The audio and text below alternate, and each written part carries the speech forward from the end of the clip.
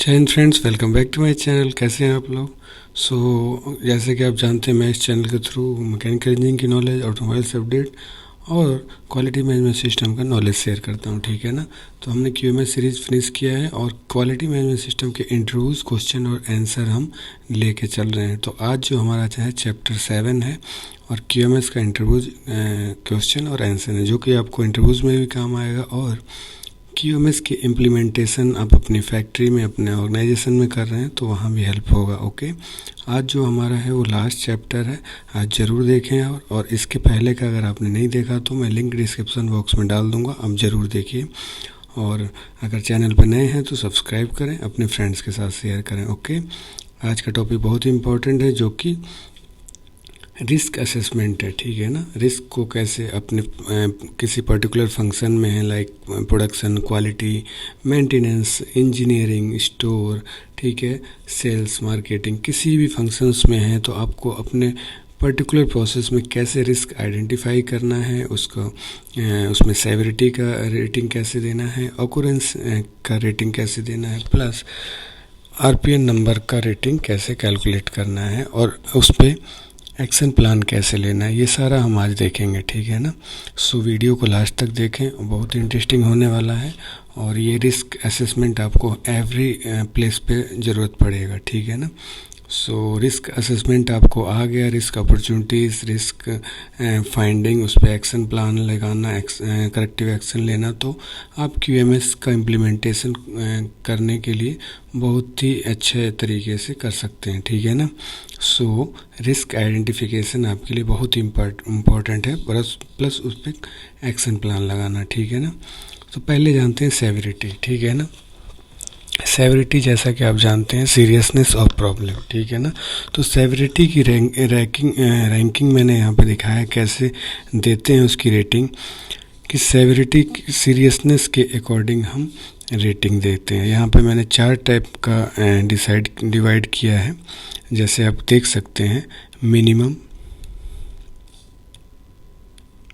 Moderate, serious, major, ठीक है ना।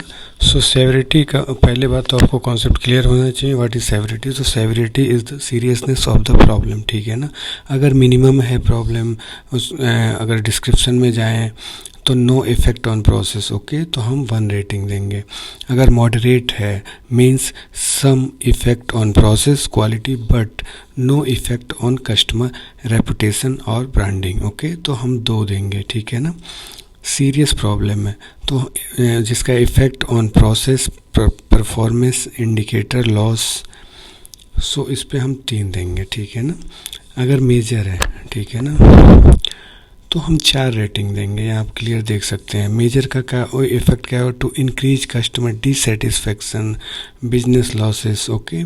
ये क्या है कि हमारा क्राइटेरिया है कि सेवरिटी को कैसे हमें रेटिंग देना है, ठीक है ना। तो आप इसको रीड करें, स्टडी करें, आपके कॉन्सेप्ट क्लियर हो जाएंगे। Quality management system ISO 9001 2015 revision में जो रिस्क असेसमेंट का हम क्वालिटी रिस्क असेसमेंट का रेटिंग देते हैं, सेवरिटी ऑकरेंस का, वो मैंने आपको यहाँ पे दिखा दिया, ठीक है ना। अब चलते हैं ऑकरेंस। तो ऑकरेंस मीन्स क्या होता है, ऑकरेंस लेवल, ठीक है ना। प्रॉब्लम का फ्रीक्वेंसी क्या है, ठीक है ना, कितनी फ्रीक्वेंटली ऑकर हो रही है, वो आपको पता होना चाहिए। तो यहाँ पे आप देख सकते हैं, highly unlikely, possible, likely, occasional and probable, okay. यहाँ पे रेटिंग दिया, अगर हाईली है means once in a year और ग्रेटर देन 1 ईयर, ओके, 1 साल के अंदर या उससे ज़्यादा है तो हम 1 रेटिंग देंगे, मीन्स इतने सीरियस प्रॉब्लम नहीं है। Once in 3 month, okay, means 3 month में एक बार रिपीट हो ही जा रही है तो इसको हम 2 देंगे, ठीक है ना, जो पॉसिबल, लाइकली। थर्ड इज ओसेशनल, इसमें हम 3 रेटिंग देंगे, जिसमें कि वंस इन ए मंथ, ये वंस इन 1 मंथ में एक बार आने का चांस है, ठीक है ना। प्रोबेबल, ये इसका मैक्सिमम रेटिंग 4 देंगे, जो कि वंस इन ए वीक आ रही है प्रॉब्लम। तो समझिए आप ऑकरेंस का कैसे हम रेटिंग देंगे, ठीक है ना। इसको भी 4 क्राइटेरिया मैंने डिसाइड किया, आप इसको रीड करें और लर्न करें, ठीक है ना। अब चलते हैं आरपीएन नंबर जो कि होता है रिस्क प्रायोरिटी नंबर, ठीक है ना। तो अगर हम क्यूएमएस की बात करते हैं तो यहाँ पे RPN is equal to occurrence into severity, okay. S into O means occurrence की जो हम रेटिंग देंगे और सेवेरिटी की जो रेटिंग देंगे, दोनों का मल्टीप्लाई करेंगे, वो हमारा आरपीएन नंबर होगा, ठीक है ना। तो यहाँ पे आप देख सकते हैं, यहाँ भी 4 क्राइटेरिया है। 1 to 3 no action is required and no documentary record need to be control. अगर आपका आरपीएन नंबर मान लीजिए कि सेवेरिटी 3 में हमने सेवेरिटी की रेटिंग 3 दी और ऑकुरेंस का 1 दिया, तो 3 into 1 आरपीएन नंबर इज़ 3 हो गया, ठीक है ना। तो 3 के लिए हमें मीन्स 1 से 3 जो है उसके लिए हमें कोई एक्शन की रिक्वायरमेंट नहीं है, प्लस कोई रिकॉर्ड्स या कंट्रोल्स का ज़रूरत नहीं है, ठीक है ना।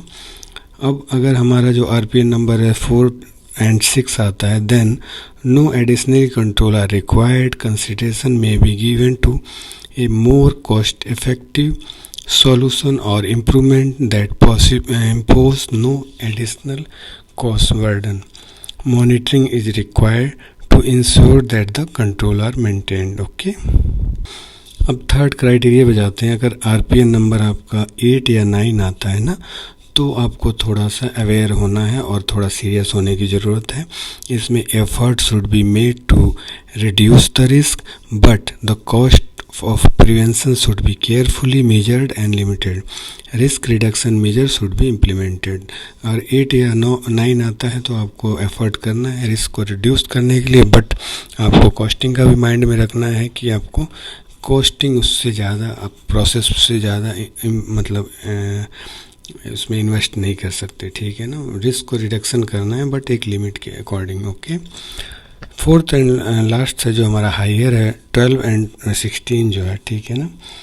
12 and 16 में अगर हम जाते हैं तो immediate improvement required in term of control and to be strictly monitoring, okay. ये बहुत सीरियस है, जो कि अगर हमारा, आप मान के चलिए कि अगर आपका सेवेरिटी 4 आ गया, हमने सेवेरिटी की रेटिंग 4 दी और ऑकुरेंस की भी रेटिंग 4 दी, तो 4 into 4 16 हो गया, ठीक है ना। तो 16 इज मेजर सीरियस इशू, तो then we need to take serious for corrective action, okay. So I hope आपको आरपीएन नंबर कैलकुलेशन भी आ गया होगा, ठीक है ना।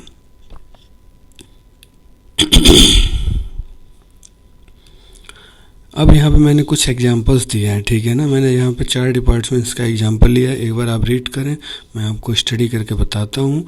आप इसी के अकॉर्डिंग अपने एवरी डिपार्टमेंट का रिस्क आइडेंटिफाई कर सकते हैं, उसके पोटेंशियल काज को एलिमिनेट कर सकते हैं और इफ़ेक्टिव एक्शन प्लान के साथ, ठीक है ना। तो जहाँ यहाँ पे मैं आपको दिखाऊंगा quality control, production, maintenance department का और इंजीनियरिंग डिपार्टमेंट का, ठीक है ना।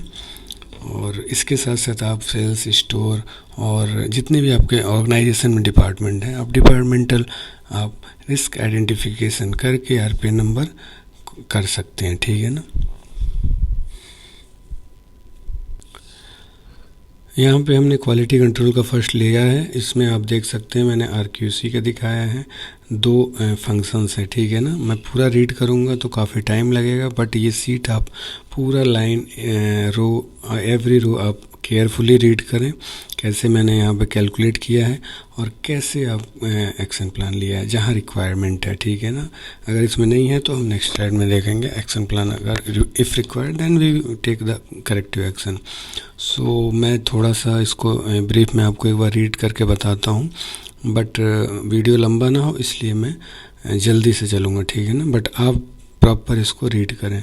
सो अगर हम आरक्यूसी की बात करते हैं जिसमें कि इनकमिंग मटेरियल का हम इंस्पेक्शन करते हैं, ठीक है ना, तो इसमें क्या रिस्क है, रॉन्ग मटेरियल में बी पासिंग। अगर इंस्पेक्टर ने चेक किया और मटेरियल गलत पास कर दिया तो उसका रिस्क में पोटेंशियल फेल्योर क्या आएगा, ये हो गया हमारा पोटेंशियल फेल्योर जो है, उसमें उसका इफ़ेक्ट क्या होगा, मटेरियल रिजेक्ट हो सकता है, मशीन डैमेज हो सकती है, टूल एंड फिक्चर डैमेज हो सकता है, प्रोडक्शन लॉस हो सकता है, ऑपरेटर इंजर्ड हो सकता है, कस्टमर डिससेटिस्फेक्शन, ओके।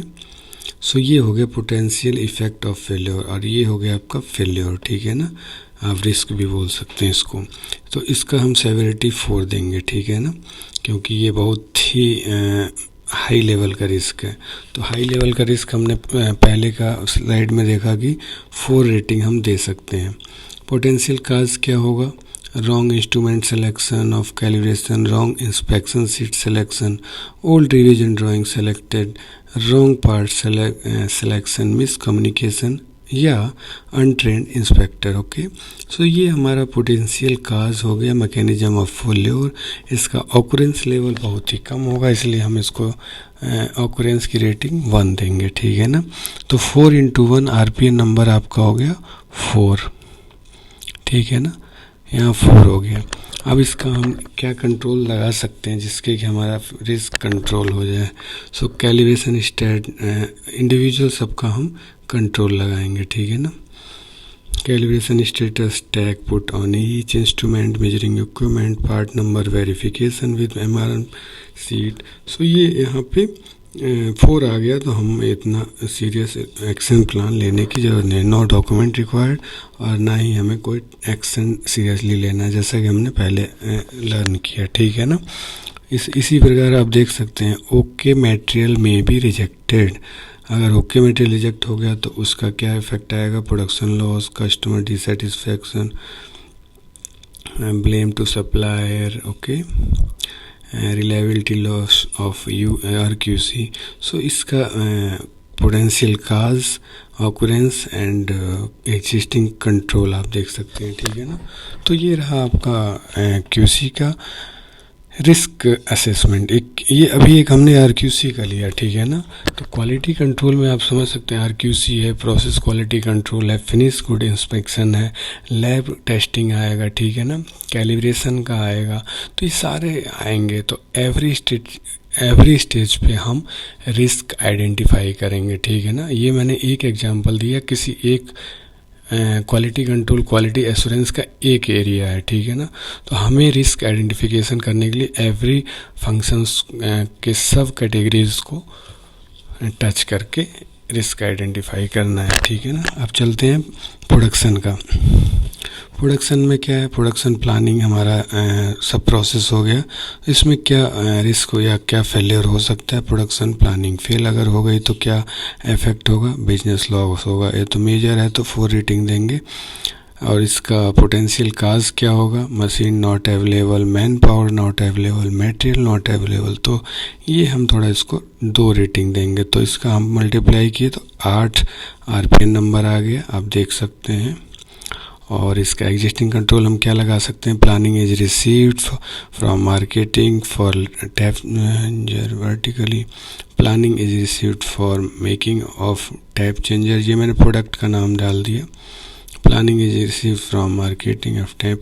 तो ये प्रोडक्ट्स जो मार्केटिंग टीम है उन्होंने प्लानिंग में अगर कुछ डिले किया तो भी हमारा ये होता है। इसलिए हम मार्केटिंग के स्टेज पे, मार्केटिंग लेवल पे हम ये एग्जिस्टिंग कंट्रोल लगाएंगे कि प्रोडक्शन प्लानिंग फेल ना हो, ठीक है ना। उसके लिए हमें एक्शन क्या लेना है? System need to be define information flow regarding planning, monthly देना है आपको। System need to be define for information flow regarding monthly, system need to be defined format. तो यहाँ पे एक्शन हो गया, रिस्पॉन्सिबिलिटी किसकी होगी? यहाँ पे टारगेट डेट होगा। तो मैनेजर प्रोडक्शन, मार्केटिंग, HODs। सो यहाँ पे आप देख सकते हैं प्रोडक्शन डिपार्टमेंट में हम क्या क्या फेल्योर्स आ सकते हैं। यहाँ पे आप देखिए सेकंड क्या है? प्रिपेयर्ड रॉन्ग प्रोडक्शन ऑर्डर, ये सारे रिस्क हैं। Progress card misplace, wrong grade material receive from store, ये सारे प्रोडक्शन डिपार्टमेंट का आपका रिस्क है, ठीक है ना। तो सबका एक्शन प्लान यहाँ पे दिया है अगर रिक्वायर्ड है तो, ठीक है ना। इसी प्रकार हम देखते हैं हमारा मेंटेनेंस डिपार्टमेंट का, ठीक है ना। मेंटेनेंस डिपार्टमेंट इसका एक मान के चलिए ब्रेकडाउन अटेंड करते हैं, इलेक्ट्रिकल मेंटेनेंस हो या मैकेनिकल हो। तो उसमें क्या होगा? डिले अटेंड, अगर उन्होंने कंप्लेन अटेंड नहीं किया तो प्रोडक्शन लॉस हो सकता है।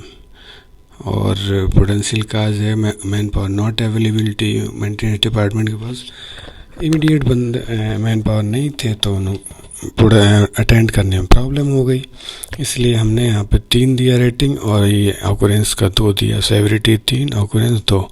ये हो गया आपका आरपीएन नंबर 6। तो यहाँ पे आप इसी अकॉर्डिंग एग्जिस्टिंग कंट्रोल भी लगा सकते हैं, ठीक है ना। तो यहाँ पे आप देख लीजिए, तो मैं मोटा मोटी आपको दिखा देता हूँ। Spare not available, okay, proper tool kit not available, break down history not available. तो ये सारे रिस्क हैं मेंटेनेंस डिपार्टमेंट का, ठीक है ना। इसी प्रकार आप अपने अपने डिपार्टमेंट का रिस्क आइडेंटिफाइड कर सकते हैं। ये मैंने स्टोर का एक एग्जांपल्स लिया है, ठीक है ना। इसमें क्या है, रिसिप्ट ऑफ मटेरियल, सप्लायर से मटेरियल आया और स्टोर का पर्सन रिसीव कर रहा है, ठीक है ना। उसमें क्या क्या रिस्क हो सकता है, material received without complete document, miss verification, wrong MRN generate, MRN not guarantee, delay in MRN generation, ठीक है ना। तो ये आपका क्या हो गया, रिस्क हो गया। ये फेल्यूर्स हो सकते हैं स्टोर डिपार्टमेंट में। उसका इफेक्ट क्या होगा, MRN delay, inventory variations, production loss, material traceability, missing material loss, production delay, ठीक है। इसका हमने सेवरिटी का रेटिंग दिया 2, 2, 3, 2 एंड 3। पोटेंशियल काज की बात करते हैं तो mechanism of failure, lack of understanding, negligence, mistake, wrong PO selection, material reference document missing. Occurrence हमने दिया 1, 2, 2। तो आरपीएन नंबर आपका यहाँ मैक्सिमम आया यहाँ पे 9, ठीक है ना। तो यहाँ पे इन्फॉर्म टू परचेज डिपार्टमेंट और अपने एक्शन के लिए corrective action will be receive from purchase department regarding PO issue, ठीक है ना। Corrective action purchase department submit करेगा और HOD जो स्टोर का होगा वो रिस्पॉन्सिबिलिटी होगी, टारगेट यहाँ पे आप दे सकते हैं। तो ये हो गया आपका स्टोर डिपार्टमेंट का रिस्क असेसमेंट। ये एग्जांपल्स है और भी इसके साथ साथ रिस्क हो सकते हैं, वो आपको अपने पर्टिकुलर एरिया में आइडेंटिफाइड करना है, ठीक है। ये इंजीनियरिंग डिपार्टमेंट जो R&D डिपार्टमेंट होता है, इंजीनियरिंग ड्राइंग मैनेजमेंट डिपार्टमेंट, उसका में क्या क्या रिस्क है देखिए, wrong revision drawing received, poor visual drawing receive from customer, wrong revision drawing distribute, okay, uncontrolled drawing distribute. ये सारे फेल्योर्स हैं। इसका इफेक्ट क्या होगा, business loss, time loss, development delay, business loss, no effect in processes, okay. So यहाँ पे cause किया, drawing not verified with customer PO, drawing not verify, okay, master list not updated, old revision drawing not absolute by mistake. ये सारे हमारे potential causes mechanism of failure है। अगर rating की बात करें तो हमने यहाँ पे 3 रेटिंग दिया, यहाँ पे 4 दिया, यहाँ 4 दिया, यहाँ 1।